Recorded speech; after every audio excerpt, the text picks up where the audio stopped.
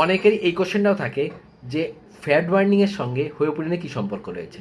দেখো, ডাইরেক্টলি কোনো কানেকশন না থাকলেও ইনডাইরেক্টলি একটি কানেকশন রয়েছে।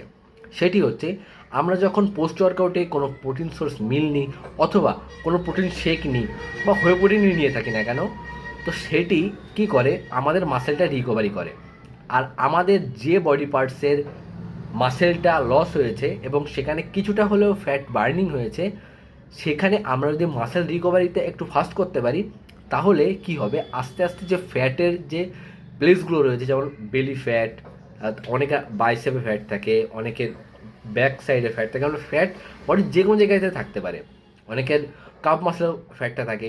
তো এইবার সেই জায়গাগুলোতে যখন আমরা এক্সারসাইজ করবো, আমি যখন কোর এক্সারসাইজ করবো, ওয়ার্কআউট করবো, তো তখন সেইখানের ফ্যাটগুলো বার্ন হবে, কিছুটা হলেও বার্ন হবে এবং সেখানে অল্প করে মাসেলটা গেইন হবে। এবার এই মাসেল রিকভারির জন্য হোয়ে প্রোটিনটা নেওয়া হয়।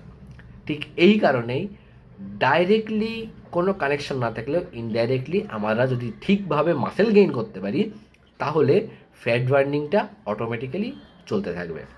ঠিক এই কারণেই হোয়ে প্রোটিনের সঙ্গে ফ্যাট বার্নিংয়ের ডাইরেক্ট কানেকশন না থাকলেও ইনডাইরেক্টলি একটি কানেকশন রয়েছে।